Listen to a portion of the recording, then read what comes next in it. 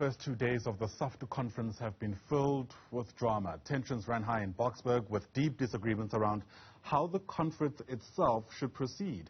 There had also been contestation around the future of 4 national office bearers who were suspended. Now, this was eventually put to a vote by delegates last night, where a NUMSA-sponsored motion to have them reinstated failed. Take a look at this. Remember, the motion was that the suspension of the 4 NOBs must be lifted and must be reinstated immediately. The total of 746 ballot papers were printed. Of the votes, none were spoiled. Now, in terms of those that supported the motion, the number of 325 supported the motion, and a number of 367 said no. It's business. Please, I'm happy. In terms of the results projected here, means that motion was not sustained. All right, so that was the moment when the outcome was announced. The outcome itself is also seen as a vindication of General Secretary Vavi, who joins us now via our video link for his reflections on how this conference has fared so far. Mr. Vavi, it's great to have you on the program. Thank you for making time.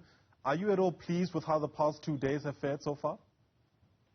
Well, we started very badly. Nobody doesn't know that. And that start was not what you would have expected from the Federation office of this caliber.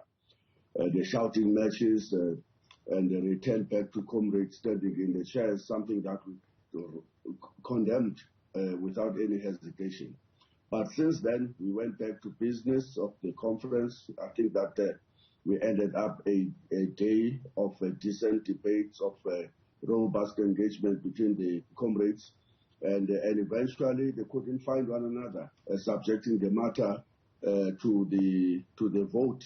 And in my view, the members of the Federation representatives came from all corners of the country to defend their constitution and to defend the rationality of the Ministerial Executive Committee decisions, and that are totally constitutional and that are totally supported by the facts.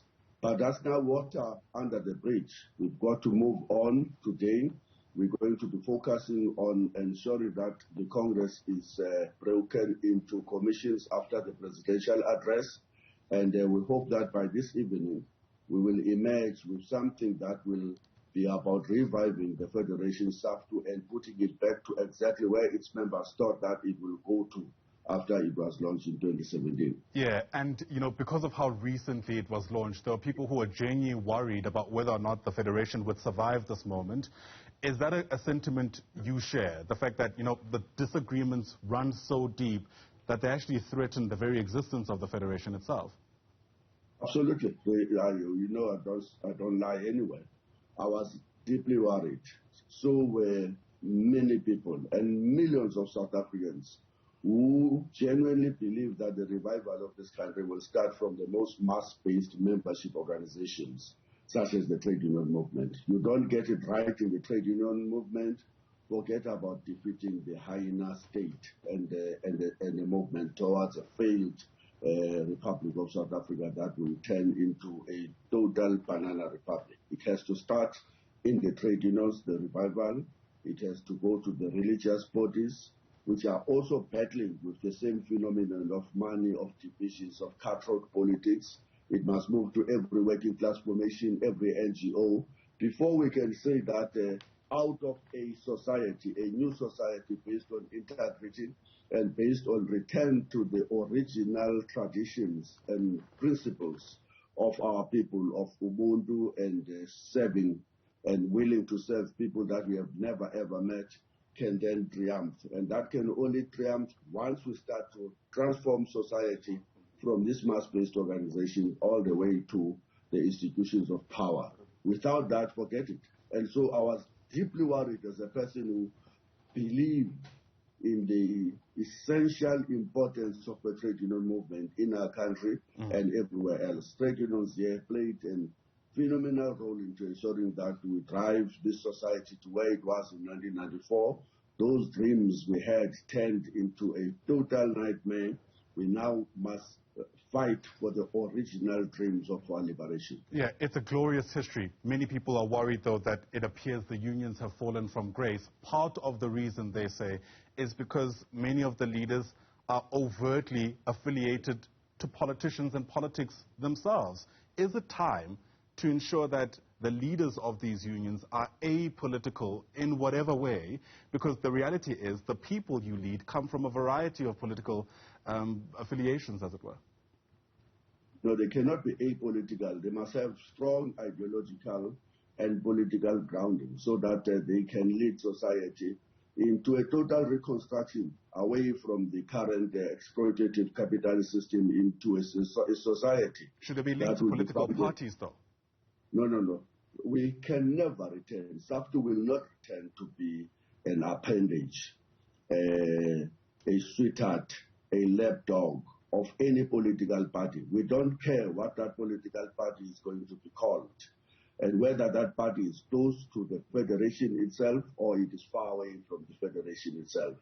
We've returned yesterday to the founding foundations of the federation, that we want to be independent. Underline that word. Must be independent from political parties, in particular from the employers. But it must not be apolitical. It must be truly democratic. It must be centered around the needs of the people. It must be campaigning, and it must be militant. And we want that type of a value to return in the federation. For 4 years, I was worried that we seem to be moving slowly away from those founding values, the founding principles of the federation. Yesterday gave me at least a hope that not all is not lost, and it is worth fighting for tomorrow. All right. On that note, I mean, the issue around the 4 office bearers is just one of the main, if you like, sources of contention. That's largely been put to bed. Are you saying that you're confident that today's proceedings should go ahead without any major disruptions? Absolutely. Look, yesterday it demonstrated that you comrades can disagree, robustly engage each other, but still embrace each other after the other side have won the day in terms of both the voting and the arguments based on the constitutionality of the decisions of the NEC. And that's quite encouraging. Today we will do both things. We will be doing the opening that had to be delayed because of these disagreements as to whether the previous office bearer suspensions were wrong or right. That is now behind us. The president will open, acting president will open the conference. We will then start voting as we are debating each other in the commissions, and throughout the day we will be doing so. We will be looking at the report that we presented on behalf of the NEC yesterday.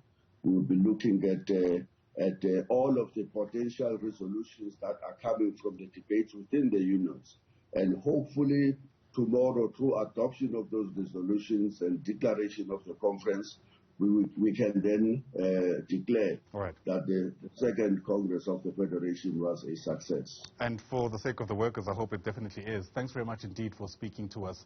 General Secretary of SAFTU there, Vavi, joining us via our video. I appreciate your time.